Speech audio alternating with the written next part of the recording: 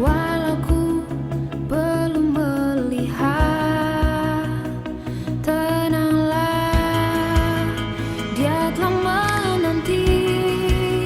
Sekalipun musim-musim terus berganti, bersabarlah, jangan menyerah. Sekalipun hati dan dagingku telah habis lenyap, Yesuslah bagianku. Dia memegang seluruh hidupku.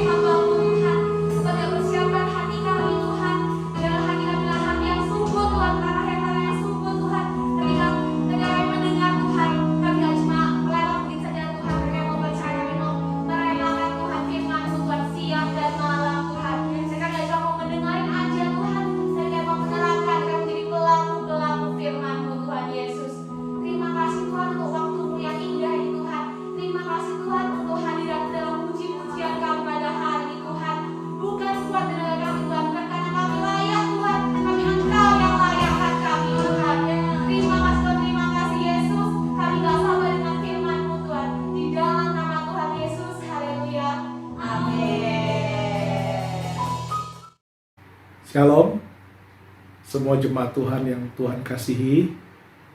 Selamat pagi. Senang kembali berjumpa dengan Bapak Ibu Saudara yang dikasihi oleh Tuhan, untuk kita bisa sama-sama belajar kembali firman Tuhan. Dan sebelum kita belajar, sebelum kita kembali membaca dan merenungkan firman-Nya, mari saya ajak kita sama-sama berdoa terlebih dahulu.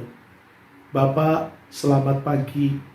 Kami bersyukur hari ini kami masih dapat diberikan kesempatan untuk datang ke dalam hadirat-Mu. Hadirat-Mu yang akan memberikan kelegaan, kepuasan di dalam hidup kami.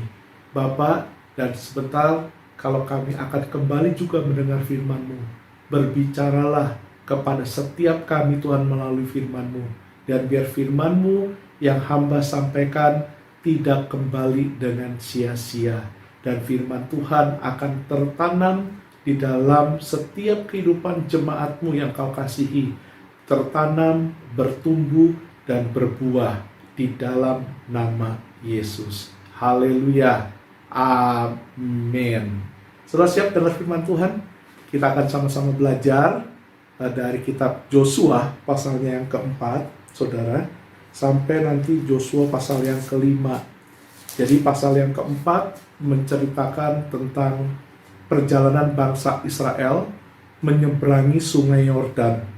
Jadi pasal yang keempat Tuhan memberikan arahan, cara-cara atau apa saudara bilangnya, perbuatan-perbuatan apa saja yang harus dilakukan oleh orang Israel untuk menyeberangi sungai Yordan, saudara. Dan kalau saya baca atau berikan sekilas ringkasan daripada ceritanya, Yosua Tuhan pimpin, Tuhan minta untuk memimpin bangsa Israel ini untuk menyeberangi sungai Yordan menggantikan Musa, saudara. Jadi zamannya sudah beralih, bukan lagi Musa, tapi sekarang Tuhan memilih Yosua untuk memimpin bangsa Israel. Dan waktu bangsa Israel dipimpin oleh Musa, Tuhan mengurapi Yosua, Tuhan mengangkat Yosua, Tuhan memberikan otoritas di dalam kehidupan Yosua, sehingga semua tua-tua atau ya orang tua-tua gitu ya saudara, atau yang dituakan itu mendengar apa yang disampaikan oleh Yosua. Nah saudara, setelah menyeberangi, setelah bangsa ini lewat, saudara, setelah semua penduduk Israel itu menyeberangi sungai Yordan, kembali Tuhan mengembalikan air. Ya, air itu dikembalikan tadi waktu saat imam kepala ya membawa tabut perjanjian Tuhan. Waktu imam itu mulai meletakkan kakinya di tepi sungai Yordan, air itu saudara, istilahnya itu apa bilangnya saudara ya, terpencar. Jadi saudara, terpencar ke kiri dan ke kanan menjadi satu bendungan dikatakan. Dan saudara, orang Israel itu bisa berjalan di sungai yang kering, saudara. Dan setelah semua penduduk Israel ini lewat, saudara, apa yang terjadi? Ya, imam-imam ini, saudara, yang membawa tabut perjanjian Tuhan meninggalkan dari tengah sungai Yordan. Apa yang terjadi? Airnya balik kembali dan memusnahkan musuh-musuh orang Israel. Dikatakan ada Bani Kehat, dikatakan ada orang Het, orang Kanaan, orang Hewi, orang Yeris, orang Girgasi, orang Amori, orang Yebus. Itu di ayatnya yang ke-10 dari pasal yang ketiga, saudara. Jadi pasal yang ketiga itu orang Israel menyeberangi sungai Yordan. Nah, setelah menyeberangi sungai Yordan, di pasal yang keempat, ini saya menyampaikan firman Tuhan tentang judulnya adalah monumen. Ya, monumen. Jadi saudara bisa catat khotbah saya, temanya ya adalah monumen. Siapa yang tahu monumen? Di Indonesia ada berapa monumen gitu ya, yang terkenal di Jakarta adalah Monumen Monas. Monas saudara tahu, mungkin saudara juga pernah mengunjungi Monas, masuk dan naik sampai atasnya saudara. Kenapa ada Monas? Kenapa ada monumen? Monumen itu tujuannya adalah untuk dikatakan yang pertama mengingat kembali apa yang pernah terjadi, sejarah gitu saudara. Yang kedua mengenang, ya dengan adanya Monas kita mengenang bahwa ada orang-orang yang Tuhan pakai untuk memberikan kemerdekaan bagi bangsa kita. Nah yang ketiga melestarikan saudara.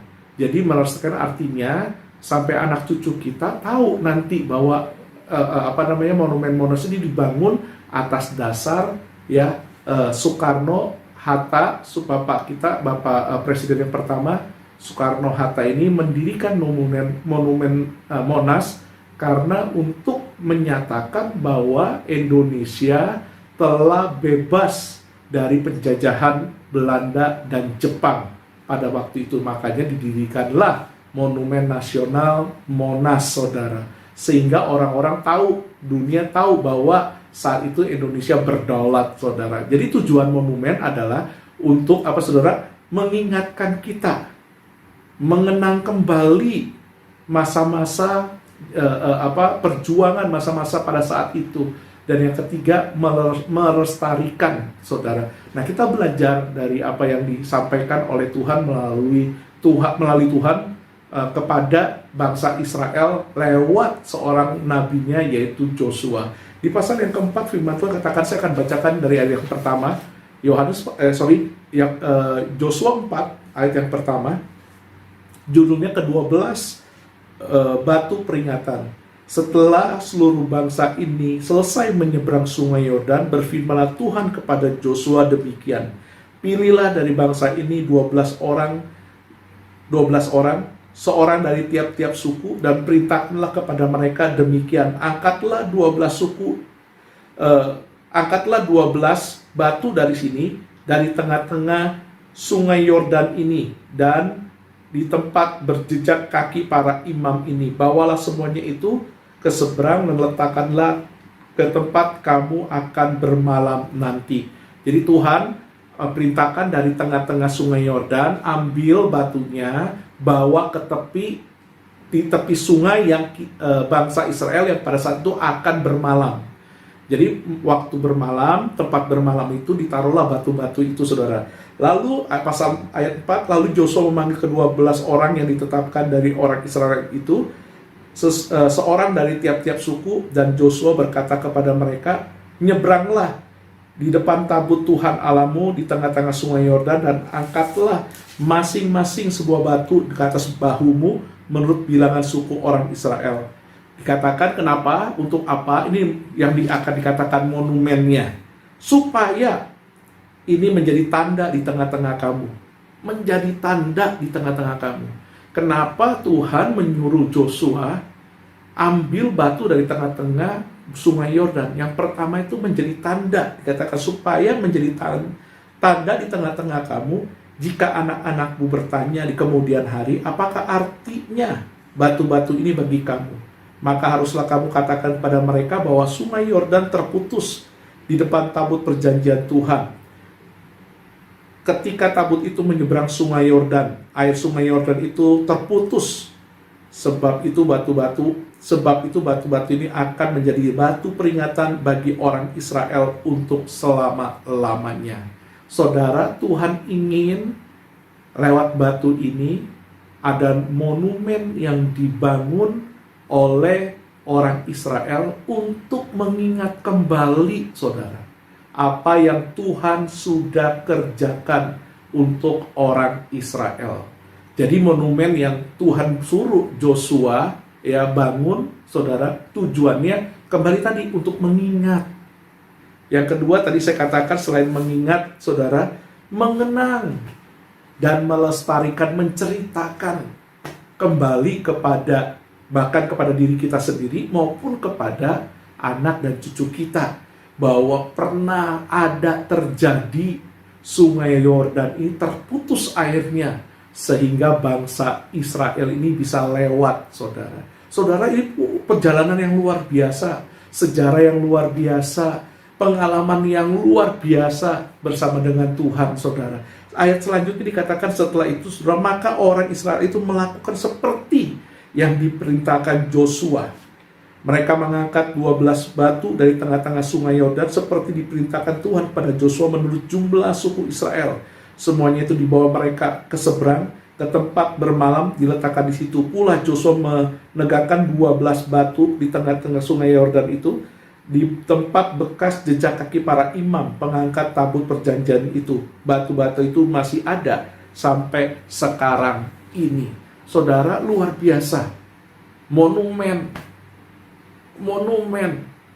untuk mengingatkan, mengenang, dan melestarikan.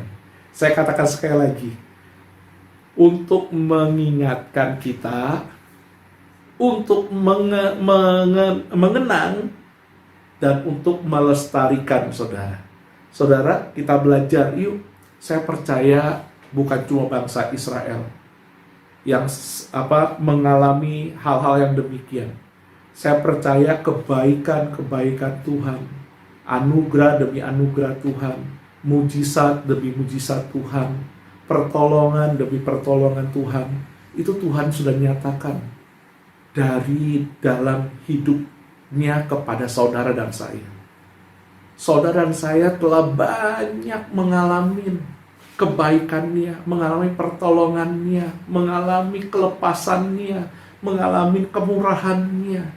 Tapi pernah nggak kita membangun sesuatu monumen di dalam hidup saudara dan saya? Untuk apa? Untuk kembali mengingat, mengenang, dan melestarikan apa yang pernah terjadi di dalam hidup saudara. Seringkali saudara dan saya lemah. Seringkali saudara dan saya jatuh. Seringkali saudara dan saya ini ada di posisi yang paling rendah. Pada saat kita ada dalam posisi yang paling rendah, kita butuh kembali. Kita butuh mengenang kembali, kita butuh mengingat kembali apa yang sudah pernah Tuhan lakukan di dalam kehidupan saudara dan saya. Saya pernah ditolong oleh Tuhan. Saudara, saya juga percaya pernah ditolong oleh Tuhan. Tapi apakah itu bisa mengingatkan kita, membawa kita bounce back kembali, bangkit kembali, mental kembali di pada saat yang sulit, di saat yang sukar mungkin, apakah kita bisa masih melakukan yang Tuhan pernah kerjakan di dalam hidup saudara? Kenapa perlu monumen, saudara? Yang pertama, kita belajar. Ya, tadi tujuan monumen pertama mengingatkan, mengenang, dan juga melestarikan. Saya baca sekali lagi untuk saudara, kenapa kita perlu monumen? Pertama, untuk mengingatkan kita kembali bahwa melewat monumen ini, lewat suatu monumen ini, Tuhan pernah bekerja di dalam hidup saya, sehingga hidup saya diselamatkan, sehingga saya menerima anugerah dari Tuhan. Yang kedua, saya katakan kenapa perlu monumen? Untuk mengenang kembali. Di masa-masa kita lemah, di masa-masa kita nggak berdaya, kita mengenang kembali, oh, jalan bersama dengan Tuhan indah. Jalan bersama Tuhan yang mustahil tidak mustahil. Mengenang kembali kemenangan demi kemenangan yang Tuhan berikan buat saudara dan saya. Yang ketiga, yuk lestarikan. Artinya saudara, terus saudara diceritakan. Dilestarikan itu dibudidayakan, dikembangbiakan saudara. Supaya apa? Iman saudara dan saya tetap kuat. Iman saudara dan saya tetap bisa bounce back kembali, saudara. Lestarikan bukan cuma untuk diri kita sendiri, tapi ceritakan itu kepada teman-teman kita, kepada orang tua kita, kepada anak-anak kita, bahwa saya punya Tuhan yang dapat diandalkan. Saya punya Tuhan yang dapat dipercaya. Amin, saudara. Nah, tujuan daripada monumen ini, saudara, ya, saya belajar kenapa harus ada monumen. Supaya kita belajar poin yang pertama, saudara, di ayat yang ke-22, kita lompat karena waktunya. Ya, kita belajar tujuan mengingat, mengenang, melestarikan monumen itu. Pertama, kita belajar dari ayat yang ke-22 sampai 23. Saya bacakan pasal yang keempat, ayat 22, 23 buat kita.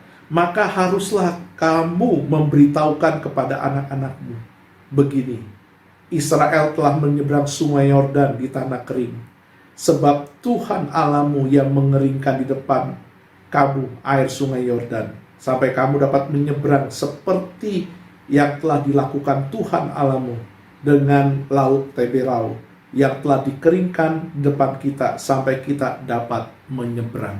Saudara, yang pertama, saudara, poin yang pertama, kita harus kembali tadi mengingat bahwa Tuhan yang melakukannya.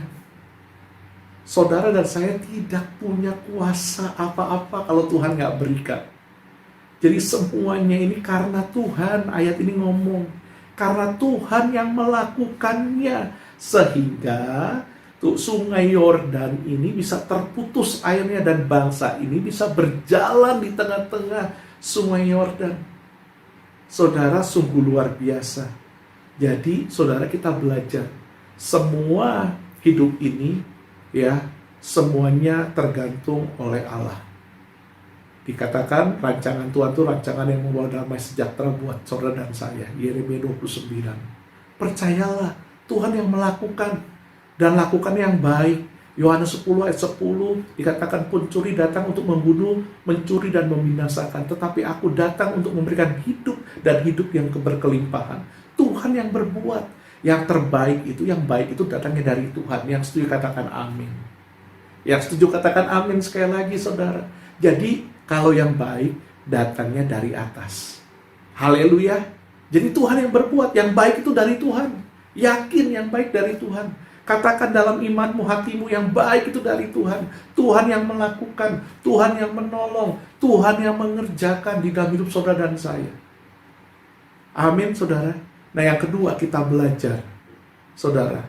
Yang kedua di ayat yang ke-24, saudara, dari pasal yang keempat, kita belajar yang pertama, Tuhan yang melakukan, ya, segala sesuatu yang terjadi dalam kehidupan saudara dan saya.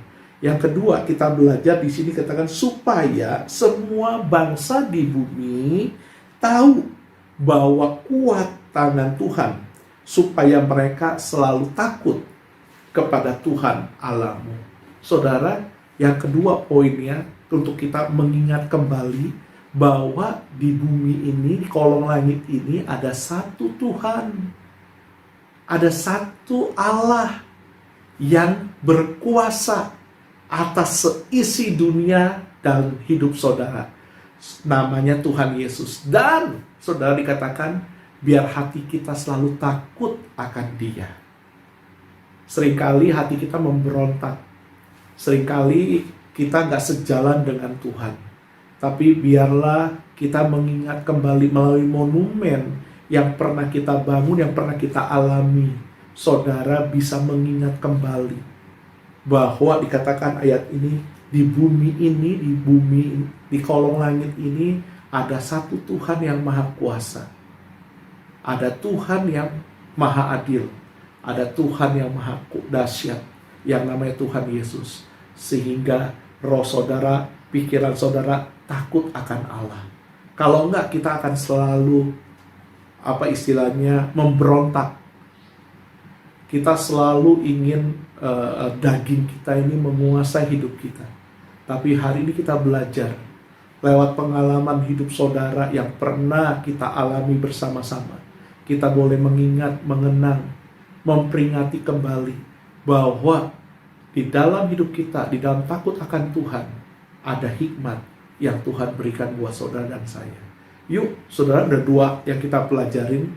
Yang pertama, kita belajar, saudara, bahwa Tuhan yang melakukan semua yang baik buat kita.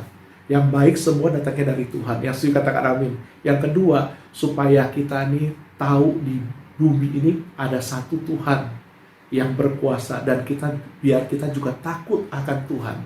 Kalau kita takut dan mengasihi Tuhan, percayalah, hidup saudara di tangannya. Amin. Bapak Ibu saudara yang dikasihi oleh Tuhan.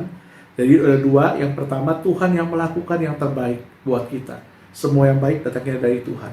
Yang kedua, kita belajar supaya kenapa kita mengenang, ada monumen untuk mengenang, mengingat kembali bahwa di kolong langit di bumi ini hanya ada satu Tuhan yang dapat diandalkan.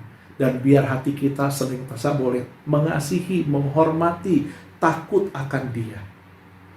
Kalau saudara bisa lakukan dua hal ini, saya percaya kehidupan saudara dan saya pasti akan mengalami berkat dan janji-janji Tuhan yang luar biasa.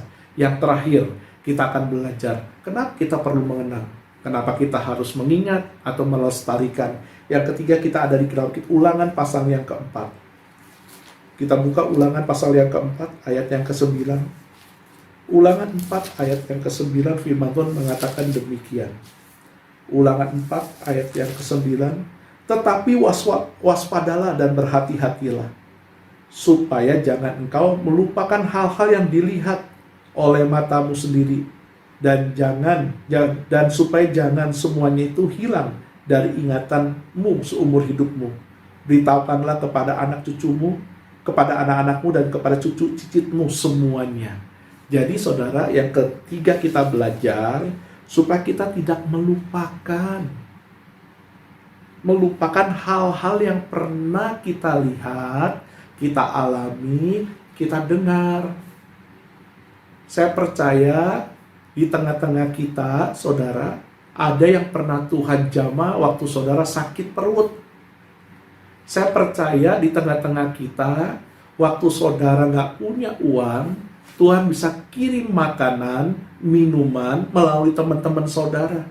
Saya percaya di tengah-tengah saudara dan saya ada orang-orang yang pernah dilepaskan dari pornografi, dari keterikatan minuman, obat-obatan. Saudara, itu Tuhan katakan jangan sampai kita lupa bahwa Tuhan pernah bekerja di dalam kehidupan saudara dan saya.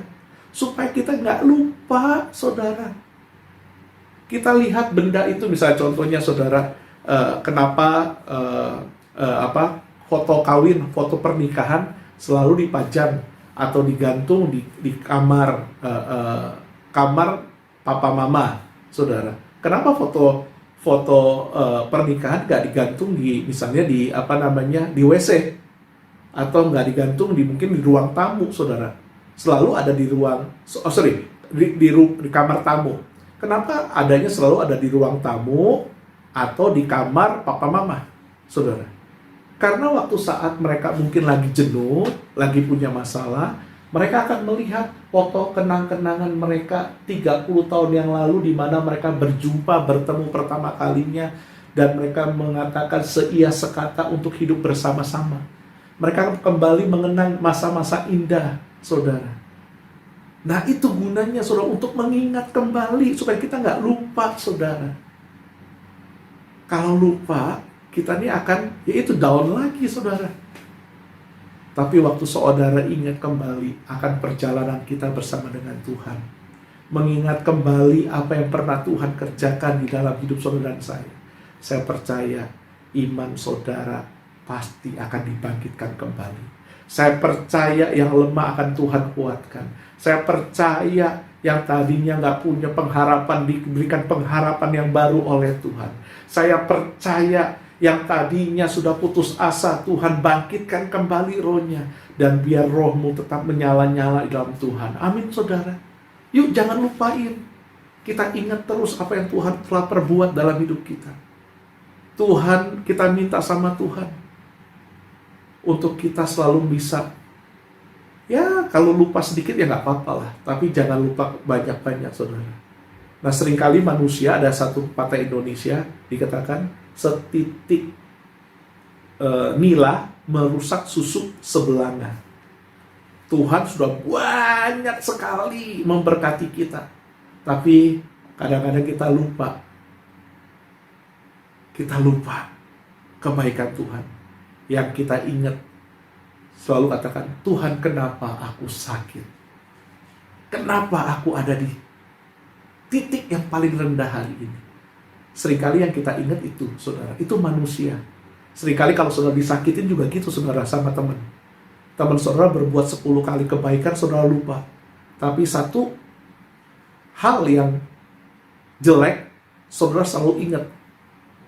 Nah, itu kelemahan manusia. Yuk sekarang kita rubah, kita melupakan yang kurang baik, tapi kita mengingat kembali kita tidak melupakan hal-hal yang sudah Tuhan kerjakan di dalam hidup saudara. Saya percaya banyak monumen yang ada dalam hidup saudara. Monumen itu mungkin bisa pensil, monumen itu mungkin bisa baju, monumen itu bisa mungkin kacamata, sepeda, dan lain-lain. Saya punya monumen panggangan sate, saudara.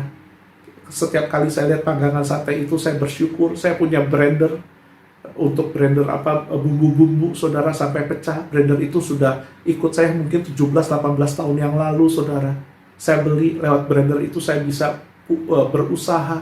Saya setiap kali, baru 2 minggu lalu saya ngomong sama istri saya, lewat blender ini kita bisa jualan sate, lewat jualan sate kita bisa beli mobil, kita bisa pelayanan ke Jepang berapa kali, ke Hong Kong tanpa dibiayain oleh siapapun, tapi oleh blender ini, saudara. Itu monumen buat saya. Setiap kali saya ingat, Tuhan terima kasih, Engkau telah memakai ini untuk boleh melihat, memperlihatkan kepadaku bahwa Engkau bisa mengerjakan sesuatu yang dahsyat, yang sesuatu yang gak pernah mungkin kita pikirkan sebelumnya. Saya percaya banyak monumen yang Tuhan sudah berikan di dalam hidup saudara. Saya percaya saudara bisa kuliah 4 tahun di sini dengan luar biasa, dan saudara bisa lulus. Yang tadinya saudara mungkin tahun pertama saudara pesimis, tapi dengan anugerah Tuhan, dari hari ke hari, dari minggu ke minggu, dari bulan ke bulan, dari semester ke semester, saudara bisa lihat tangan Tuhan menolong saudara. Amin, saudara. Dari yang gak punya apa-apa, yang menikah ketemu pasangan di sini sama, gak punya apa-apa. Kalau hari ini engkau punya sesuatu yang Tuhan berikan, ingat, itu adalah pemberian Tuhan buat saudara. Kalau Tuhan sudah bekerja dulu buat kita, Dia gak akan pernah berhenti. Dia akan bekerja lebih dahsyat lagi buat kita. Amin, saudara. Saya mau berdoa buat kita, biar kita boleh kembali mengenang bahwa semua yang baik itu Tuhan berikan buat kita. Poin yang pertama, semua yang baik itu datangnya dari Tuhan. Yang kedua, kita belajar biar di hidup kita, di keturunan kita, di teman-teman kita, di keluarga kita, mengetahui bahwa di dunia ini cuma ada satu juru selamat. Dan biar kita boleh takut akan Dia senantiasa. Yang ketiga, kita gak pernah melupakan sesuatu yang pernah terjadi, atau mengacungkan, mencuaikan apa yang pernah terjadi dalam hidup saudara. Saudara ingat terus akan kasih dan berkat dan juga kuasanya buat kita. Mari tundukkan kepala sama-sama, kita berdoa. Bapa, terima kasih untuk firman-Mu. Hamba berdoa, ya Tuhan, biar melalui firman ini ada monumen-monumen yang pernah kami pakai untuk sesuatu hal di dalam hidup kami. Biar monumen itu mengingatkan kembali,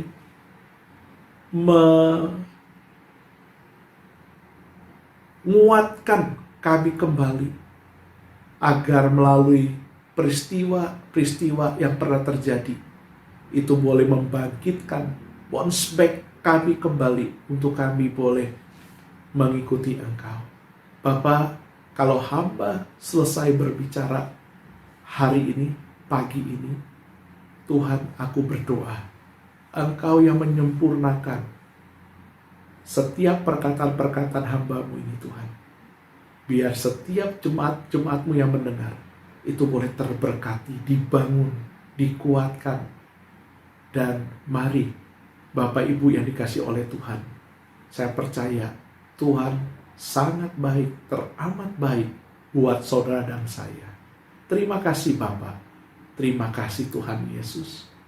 Kalau ada dari antara kami yang sedang ada di lembah kekelaman, atau kami yang sedang ada di masa-masa yang sulit, Tuhan, bawa kami untuk kami boleh mengingat kembali masa-masa indah bersama dengan Tuhan.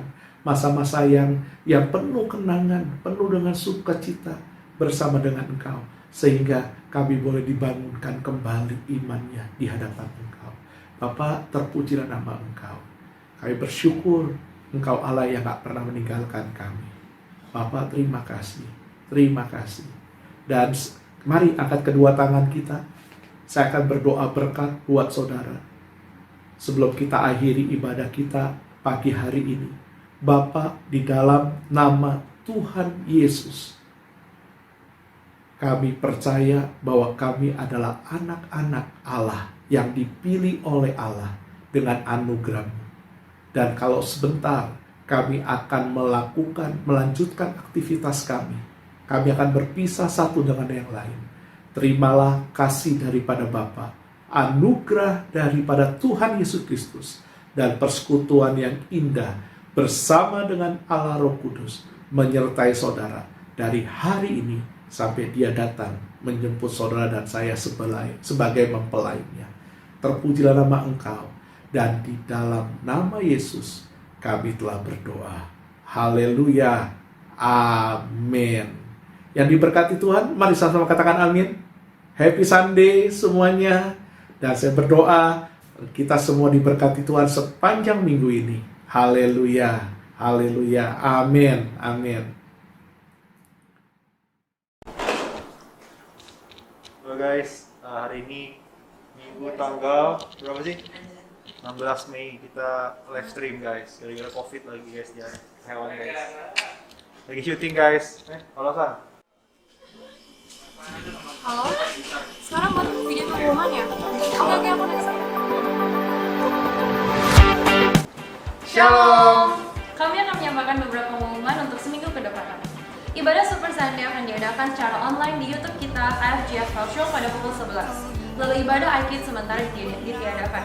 Doa pada hari Jumat malam akan diadakan pukul 7.30 secara online di Instagram kita AFGF Culture. iCare Youth akan diadakan setiap hari Sabtu jam 3 sore secara online via Zoom. Dan juga iCare Moms akan diadakan setiap minggu 3 di Zion Church. Bagi ada perubahan atau tambahan, kami akan menghubungi lewat grup lain. Bagi kalian yang ingin baptis, kalian bisa ikut kelas IC. Bisa menghubungi kami di Instagram kami @IFGF-Culture. Untuk informasi lebih lanjut, kalian bisa menghubungi kami di Instagram kami @IFGF-Culture. Dan Instagram kami di AFGF Culture. Filipi 4 ayat 13. Segala perkara dapat ketahui di dalam Dia yang memberi kekuatan kepadaku. Stay safe and God bless you. Bye.